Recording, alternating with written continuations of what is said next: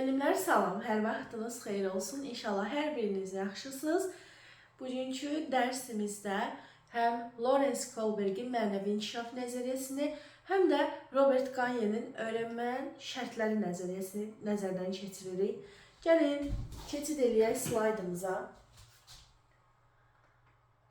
Mənəvi inkişafın səviyyələri, mərhələləri vardır ki, Lawrence Kohlberg təqdim etmişdir. Ümumiyyətlə, mənəvi inkişaf nədir? Bax, biz işlədirik bu sözü ki, filan kəsin elə gözəl mənəviyyatı var ki, mənəviyyat odur ki, sən düşüncələrində, qərarlarında, başqaları ilə münasibətində, sən ideologiyan nədir? Yəni, adam var ki, başqasına görə qərar verir. Misal üçün, tutaq ki, adicə deyim, geyinməlidir. Öz istəyin qoyur bir kənara, deyir, yox, filan kəs görər, başqaları görər, mənə nə deyər? Adam var ki, etdiyi hərəkətləridir, davranışıdır, qərarlarıdır, qorxusundan, misal üçün, valideyn qorxusundan, böyüklərin qorxusundan, öz istəyin qoyur bir kənara, qorxusundan itaət edir. Nə bilim, adam var ki, onun elə bir xarakteri var ki, elə bir mənəviyyatı var ki, heç tanımadığı bir adam olsa belə, yolda onu görüb ona kömək eləyəcək. Yəni, bu insandakı mənəviyyatın müxtəlif aşamalarıdır, deyək də, mərhələləridir. Ki, səndə bu mənəviyyat hansı mərhələyə qədər inkişaf edir? Bax, bundan bəhs edir. Ən aşağı mərhələ, deməli, səviyyə prekonvensional səviyyədir. Ən yüksək səviyyə postkonvensional səviyyədir. Orta səviyyə konvensional səviyyədir. Hərəsinin iki mərhələsi var. Aşağı səviyyənin itaət, cəza, individualizm mərhələləri var. Orta səviyyənin qəbul olunma, səlahiyyət, sosial nizamı qoruma mərhələləri var. Postkonvensionalın sosial müqavilə və universal etik prinsiplər adlı iki mərhələsi var. Tək-tək diqqətlə biz nəzər yetirəcəyik. Deməli, dedik, prekonvensional səviyyə. İnsandakı mənəviyyatın ən aşağı səviyyəsidir. Niyə bu mövzunu öyrənirik? Şagirdlərdə mənəvi dəyərlər hansı dərəcədə inkişaf edib? Bunu müəyyənləşdirmək üçün. Axı, biz sizlə danışdıq ki, uşaqlarda şəxsiyyət formalaşdırmaq üçün təkcə onlara bilik vermək kifayət etmir. Onlarda mənəvi dəyərləri də aşılamaq lazımdır, düzdür? Baxın, mənəvi dəyərlər deyəndə, bax, bunlar nəzərdə tutulur. Ən aşağı səviyyə mərhələlərindən itaət, cəza. Bu adam, misal üçün, tutaq ki, deyim, kimisə çox istəyərək yox, öz ürəyindən, qəlbindən gəldiyi üçün yox, qorxduğu üçün bu hərəkəti eləyir. Misal üçün, tutaq ki, mən yolda birinə kömək eləyirəm, bu mənim xeyirxahlığımdır, bu mənim xarakterimdir. Amma biri də var ki, mən ona kömək eləməsəm, tutaq ki, valideynlərim məni danlayacaq ki, gördün, niyə kömək eləmədin? Qorxumdan bunu eləyirəm. Yəni, bu fərqli mənəviyyatdır da artıq. İtaət və cəza qorxusundan bu hərəkəti eləyir. Yəni, mən bunlara hətta yaxşı yadınızda qalsın deyə bir ləqəb vermişəm, qorxaqlar. Yəni, biri var, insan bilə istəyə bunu eləsin, biri var, qorxusundan bunu eləsin. Vəbşə bu ən aşağı səviyyə, prekonvensional səviyyə ümumi xüsusiyyəti var ki, uşaq mühakimə yürüdərkəndir, qoyulmuş qaydanın pozulması nəticəsində yaranan vəziyyətə görə qərar verir. Yəni, mən necə bir hərəkət eləməliyəm? Mən cəzalanacaqmı? Qaydanı pozmuş olurummı? Yoxsa yox? Yəni, buna görə, yoxsa ay mən ürəyimdən gəlir kömək eləyirəm, qəlbən istəyərək, bilərək bunu eləyirəm, belə şey yoxdur. Cəzaya görə bu mənə necə təsir eləyər? Mənim üçün yaxşıdırmı, pisdirmi? Bax, buna görə hərəkət eləyirlər. Və burada situasiya qoymuşam. Məktəbin həyətində iki uşaq dalaşır. Bu birlər də normalda neynəməlidir? Kömək eləməlidir, xeyirxah yanaşmalıdır, aralamalıdır onları. Amma görün, nə fikirləşirlər? Deyir, dostuma kömək eləmək istəyirəm, amma məktəbdə dalaşmaq olmaz. Qaydanı pozduğuma görə mən də cəzalana bilərəm. Yəni, dostluqdan daha çox, o insana kömək etməkdən daha çox qorxub geri addım atır ki, yox, eləməyim. Amma universal etik prinsip 6-cı mərhələ olsa, qaça-qaça gəlib kömək eləyər. Deyər, nədir problem? Barışdırar hətta onları, vasitəçi olar aralarında. Amma bunun üçün vacib olan odur ki, əsas odur mən cəzalanmayayım. Əsas odur mən danlanmayayım. Belə deyim də, başım dinc olsun. Bu mərhələdə uşaqlar qaydaları dəyişmir, şərtsiz şəkildə qəbul edirlər. Yəni o qayda hətta ən ədalətsiz bir qayda olsa, yenə də qorxusundan səsini çıxartmayacaq. Qeyd-şərtsiz bunu qəbul edir. Düşünürlər ki, bu qaydalara əməl etmək vacibdir. Etməsələr cəzalana bilərlər. Kimdir bunlar? Qorxaqlar. Bu səviyyənin ikinci mərhələsi, yenə də eyni prinsipə dayanır bu mərhələ. İndividualizm, şəxsi maraq mərhələsidir. Gedib bu kömək eləyəcək. Ona görə yox ki, dostunu çox istəyir. Ona görə yox ki, humanist yanaşır, empatiya qurur, insanları sevir, qayğı keçdiyi, nəzakətlidir. Yox. Öz şəxsi mənafeyinə görə, öz çıxarına görə ki, sabah mənim başıma bir iş gələndə, o da mənə kömək eləsin. Özün düşünərək bunu eləyir, başqasını düşünərək yox. Bu da mənəviyyatın hardasa aşağı mərhələsidir. Bunlar kimdir? Çıxarçılar. Baxıb nə düşünürlər? Məqsədim ona yaxşılıq eləmək deyil. Bu gün mən kömək eləyim ki, gələcəkdə mən çətinliklə üzləşəndə o da mənə kömək eləsin. Əslində onu yox, özünü düşünür bir növ. Onun qayğısına qalmaq yox, öz qayğısına qalır. Bu mərhələdə hadisəni öz şəxsi mövqeyindən çıxış edərək mühakimə eləyir. Müxtəlif fərdlər müxtəlif baxışlara sahib ola bilər. Şagird qaydanı öz şəxsi marağı baxımından pozur. Yəni qaydanı pozmaq deyəndə nə nəzərdə tutulur? Gedir onları aralayır da, qorxmur. O biri kimi qorxmur ki, mən də cəza alaram. Fikirləşir ki, o da mənə gələcəkdə kömək eləyər. Özünə bir yer qoyur orada. Tamam? Orta səviyyə, konvensional səviyyə. Şəxs çıxış eləyərkən öz mövqeyindən yox, cəmiyyətin mövqeyindən çıxış eləyir. Sosial qrupun normaları, qaydaları onun üçün vacibdir. Ay, mən bunu istəyirəm, geyinim. Öz istəyi yoxdur. Ay, bu mənə maraqlıdır, öz marağı yoxdur. Qoy mən bu hərəkəti eləyim, başqasına yaxşılıq eləyim. Yox. Onun üçün vacib olan cəmaət nə deyər? Cəmaət mənim haqqımda nə fikirləşər? Özünə görə yox, başqasına görə yaşayan insanlardır. Ay, bunu geyinməyim, haqqımda pis fikirləşərlər. Ay, bərkdən gülməyim, haqqımda pis fikirləşərlər. Bax, bunlardır. Daha çox özlərini xalqın gözündə, cəmiyyətin gözündə ən yaxşı mənəm, mən qəhrəmanam obrazını yaratmağa çalışır. Və burada görürsünüz, uşaq dalaşır, bu nədir? Bu, mən bu işə qarışmayayım. Hamı görsün ki, mən yaxşı şagirdəm, davadalaşı qarışmıram.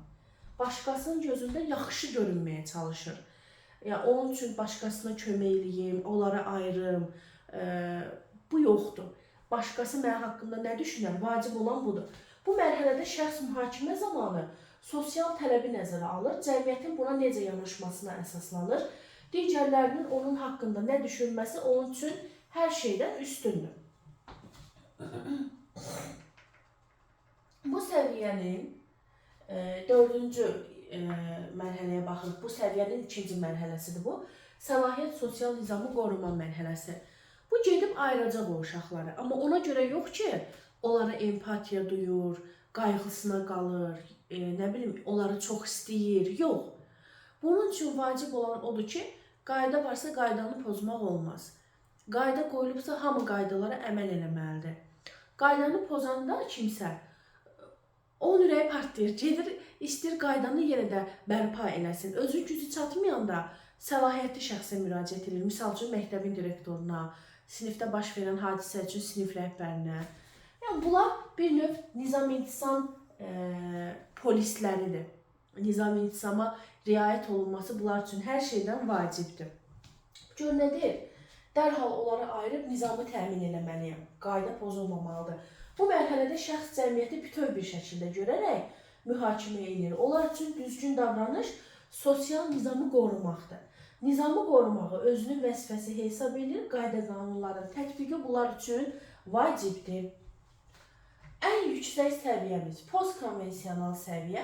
Təbii ki, yüksək səviyyə olduğu üçün burada mənəvi dəyərlər daha artıqdır.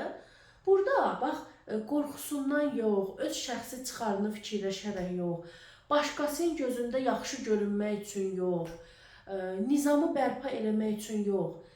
İnsanları, belə deyim də, bu onun üçün ədalətli deyil. İnsanlara humanist yanaşaraq, tolerantlıq göstərərək, qayğısına qalaraq bunu eləyir. Ki, görürsünüz, mənəviyyatın daha bir üst səviyyəsidir bu.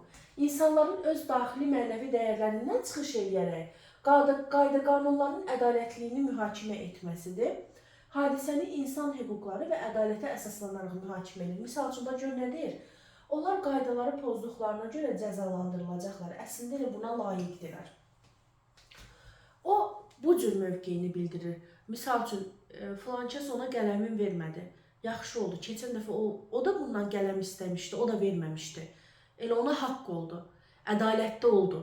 Bax, ədaləti ön planda tuturlar. Yaxud da deyir, filan uşaq müəllim tərəfindən danlandı, çox pis oldu. O uşaq o qədər müəllimə hörmət qoyan uşaqdır.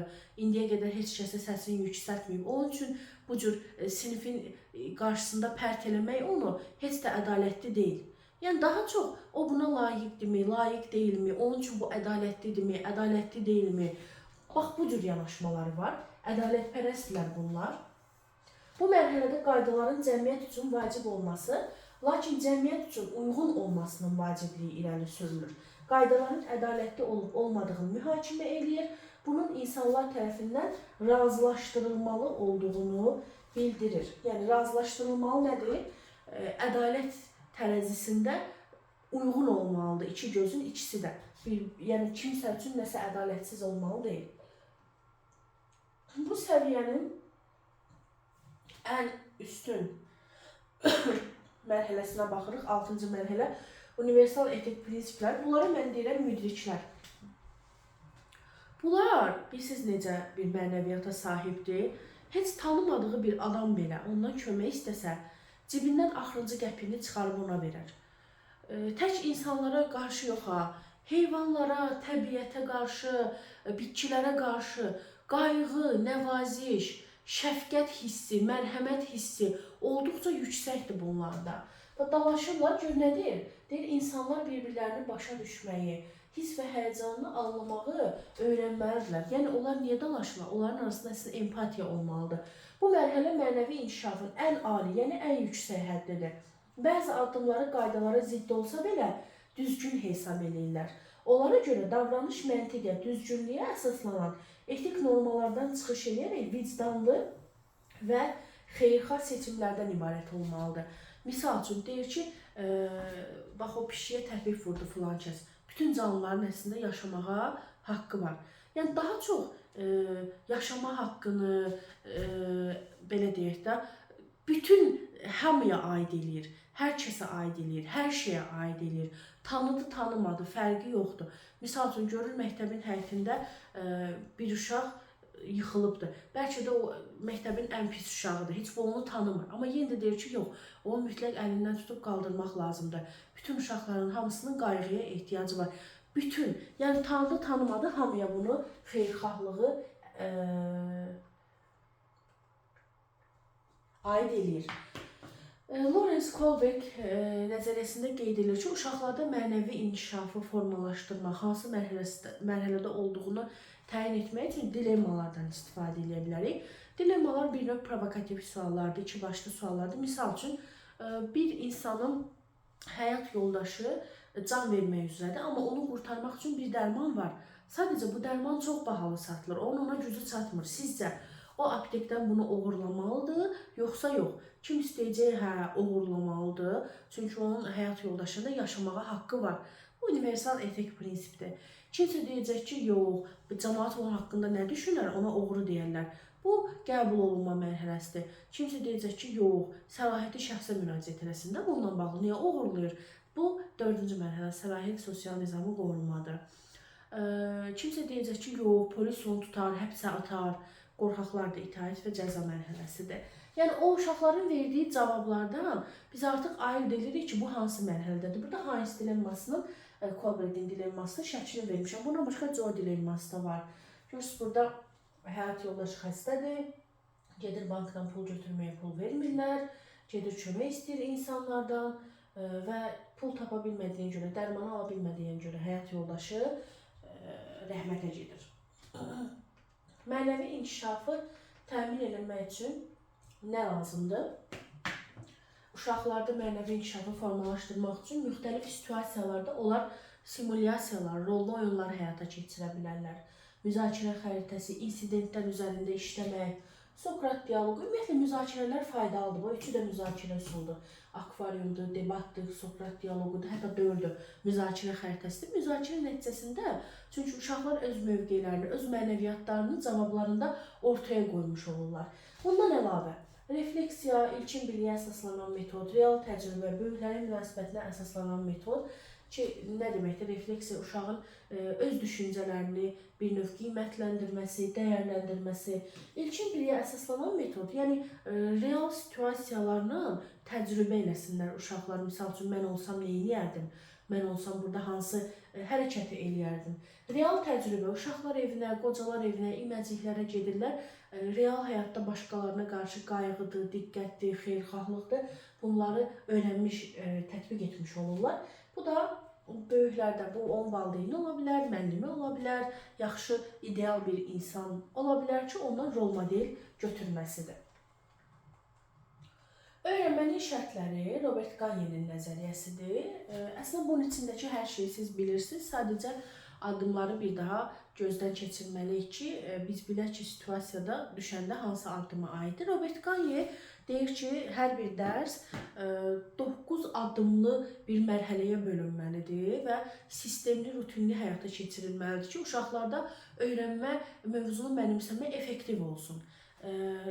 Onsuz da siz bunu bilirsiniz. Dərsdən öncə uşağı dərsə cəlb etmək, qiymətləndirmə, refleksiyanın həyata keçirilməsi, fasilitatorluqdur, ondan sonra dərsin mövzusunu uşaqlara təqdim etməkdir. Hamısı bax bunun içində bir yerdə cəmləşir. Burada deyir ki, öyrənməyə təsir edən daxili amillər var, xarici amillər var. Daxili amillər şagirdin öz potensialı, istedadı, biliyi, bacarığı, yaddaşı, qavraması, zehni. Xarici amillər sosial mühiti, sinif mühiti. Misal üçün, çox səs-küylü sinifçi o uşaq heç nə öyrənə bilməyəcək. Təlim mühiti, müəllim faktoru. O uşağın o müəllimdən zəhləsi gedirsə, öyrənmə istəyi olmayacaq. Və bunlar da öyrənməyə öz təsirini göstərir. Və burada tədrisin 9 addımlı modelini biz görürük. Birinci addımda deyir, uşaqlar dərsə cəlb olunmalıdır. İkinci addımda bu dərsdə nə əldə edəcəklər, hansı bilik bacarığa sahib olacaqlar, dərsin təlim nəticəsi. İndi tək təlim nəticəsi yazılıb, amma eyni zamanda nəyə görə qiymətləndiriləcəklər? Qiymətləndirmə meyarları uşaqlara elan olunmalıdır əvvəlcədən. Əvvəlki təlimdə qazanılmış bilik bacarıqları stimullaşdırmaq. Yəni, əgər bu dərsimiz əvvəlki dərslərimizlə əlaqəlidirsə, bir kiçik xatırlatma eləməliyik keçdiklərimizlə bağlı. Dərsin mövzusunu təqdim etmək. Biz bilirik ki, diferensiallığa əsasən bir üsulla yox, həm vizual, həm şifahi, həm praktiki, qeydlərlə müxtəlif cür çatdırmalıyıq ki, hamıya uyğun olsun. Dərsi izah eləməkdən söhbət gedir. Həm izah prosesində, həm tapşırıqlar boyunca öyrənməni təmin etmək, yəni müəllimin fasilitatorluğu nəzərdə tutulur burada. Bilik bacarığın tətbiqi. Öyrəndilər indi keçirlər tapşırıqları işləməyə, yəni artıq öyrəndiklərini icra edirlər, tətbiq eləmiş olurlar. Əks əlaqə qurmaq, rəy verməkdir.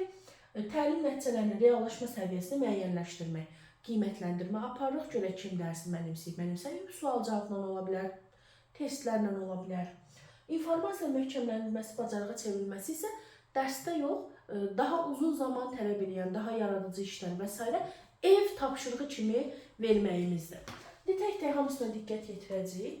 Misal üçün, şagirdin diqqətini dərsə cəlb eləmək. Birinci addımımız. Burada məqsəd dərsi başlatmaqdır, hələ izah eləmək yox. Biz cəlb etmədən, uşaqları dərsə cəlb etmədən birbaşa dərs izahına keçdikdə, hamının fikri məndə olmadığı üçün sinifdə az uşaq mövzunu başa düşəcək. Sonra başlayacaq, ay müəllim, orada nə demişdiniz? Ay müəllim, bunu başa düşmədim. Ona görə birinci hamının diqqətini özümə, lövhəyə cəmləyib, ondan sonra dərsə keçid almalıyam. Bunun üçün prosedurlar ola bilər. Misal üçün, əlimi qaldırıram, görən hamı fikrini, diqqətini mənə yönəldir. Şagirdlərə düşündürücü, maraqlı, provokativ suallar vermək. Şagirdlərdən digər şagirdlərin cavablandıracağı suallar vermələrini xahiş eləmək. Müxtəlif fəallaşdırma üsullarından istifadə etmək. Bu fiziki fəallıq da ola bilər, zehni fəallıq da ola bilər. Hər hansısa bir şəkil, video çap, audiodan istifadə etmək, problemli situasiya yaratmaq, hər hansı maraqlı hadisə, fakt danışmaq, kiminsə həyat təcrübəsi, mənim də həyat təcrübəm ola bilər, paylaşmaq, Siz bunu interaktiv təlimdə ətraflı keçmişsiniz. Bir daha burada da Gagne nəzəriyyəsində də biz bunu müşahidə edirik.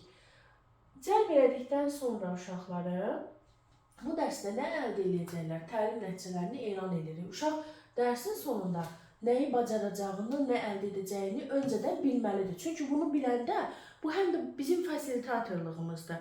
Uşaq dərs ərzində doğru düzgün istiqamətlənir, bilir ki, nəyə fokuslanmalıdır, nəyə görə qiymətləndiriləcək. Öyrəniləcək informasiyanın aktuallığın, həyatda harda, necə istifadə olunacağını göstəririk. Şagirdlərdən təlim nəticələrini anlayıb anlamadıqlarını soruşuruq. Şagirdlərdən nə əldə etmək istədikləri ilə bağlı maraqlanırıq ki, dərs izahında həmin maraqlandığı hissələrə də toxunaq. Nümunələr. Bu dərsin sonunda Səfəvilər dövlətinin yaranma səbəblərini sadalaya biləcəksiniz. Dərsin sonunda topu düzgün ötürmə texnikasını yerinə yetirəcəksiniz. Həm tarixdən, həm fiziki tərbiyədən burada dərsin təlim nəticəsini təqdim etmişəm nümunə kimi. Üçüncü addımımız nədir? Təkrar deyil, biliyin anasıdır. Əgər bu dərsim əvvəl keçdiyim hansısa mövzu ilə əlaqəlidirsə, yeni informasiyanı köhnə biliyimizin bünövrəsində qurmaq daha faydalıdır. Onda uşaqlar daha yaxşı başa düşürlər. Bu da bir növ scaffoldingdir, fasilitatorluqdur. Yeni bilik boşluğa yox, mövcud biliyin üzərində yerləşir. Əvvəlki mövzulara istinad etmək və bugünkü mövzu ilə əlaqə yaratmaq, əvvəlki biliklərlə bağlı sual vermək, qısa müzakirə, yəni təkrar prosesidir bu. Öncəkiləri bir 3 dəqiqə, 5 dəqiqə, 4 dəqiqə nəzərdən keçirdik. Nümunə. Keçən dərsdə iqlim növləri hansılar idi uşaqlar? Uşaqlar cümlənin əsas üzvləri hansılar idi? Və s. Və gəldik çatdıq dərsin izahına. Mövzu izahıdır bu.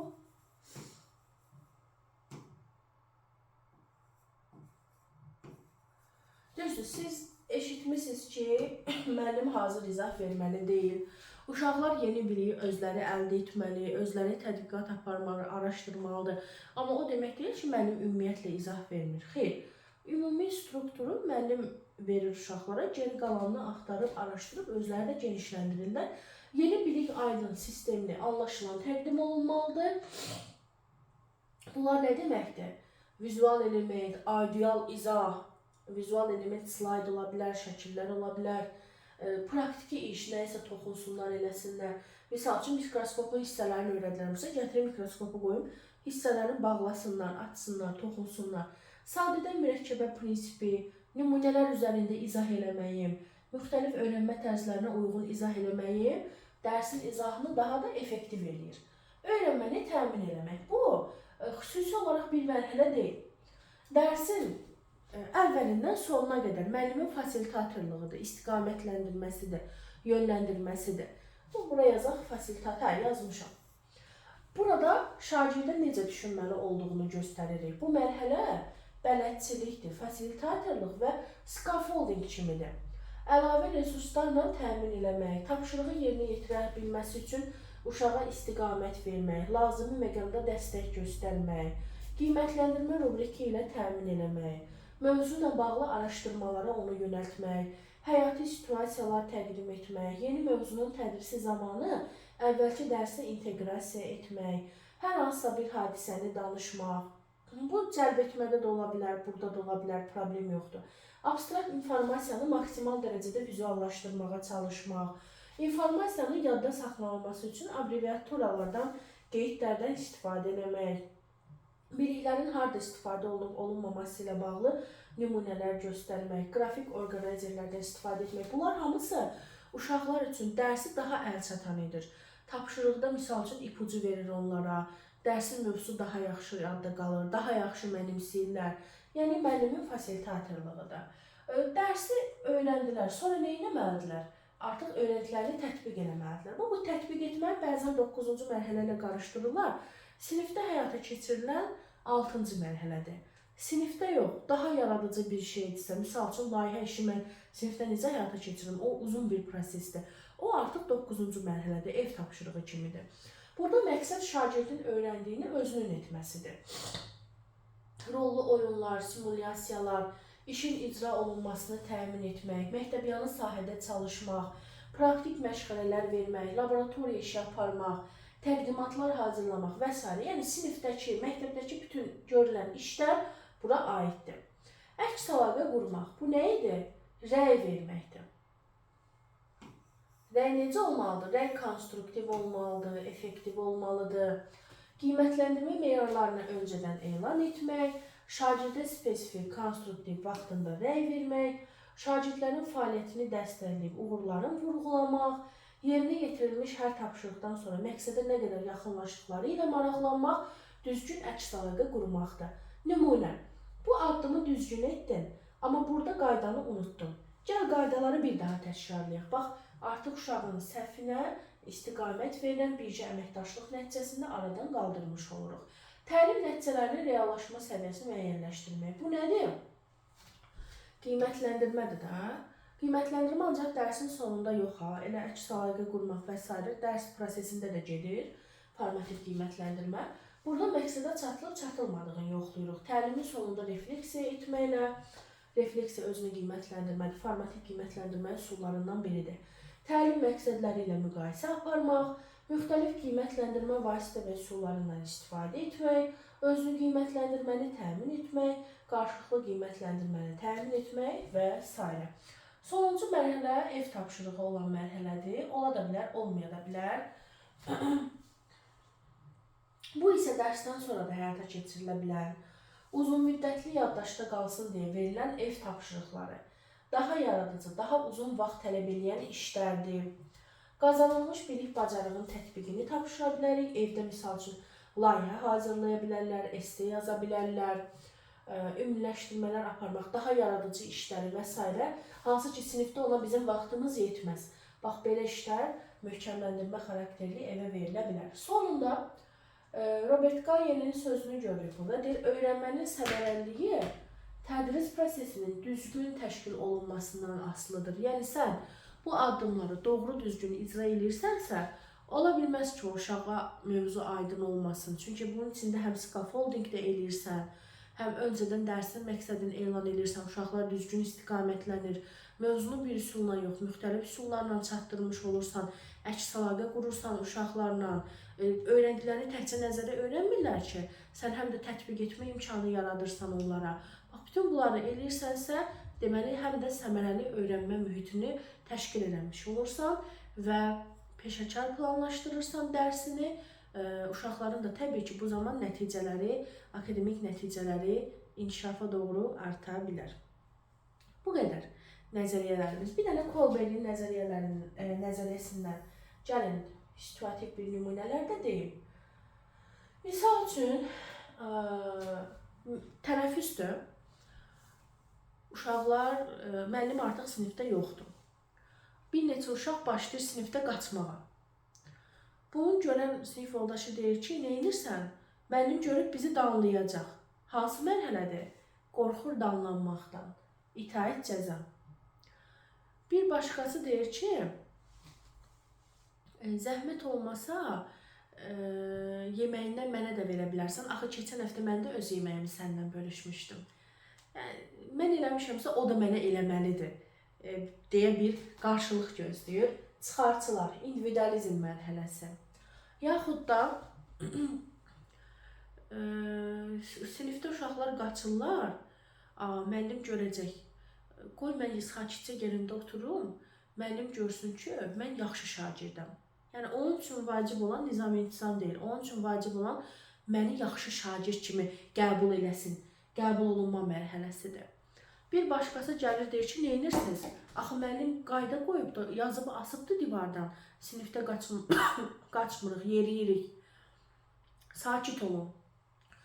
Bəzən özü bərqərar eləyir vəziyyəti. Görür, yox, buna qulaq asan yoxdur.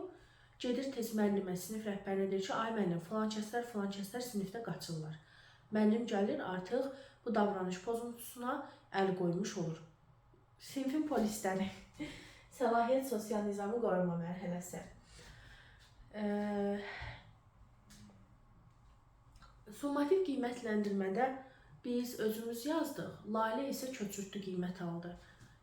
Əslində bu heç də düzgün deyil. Ədaləti ön planda tutur.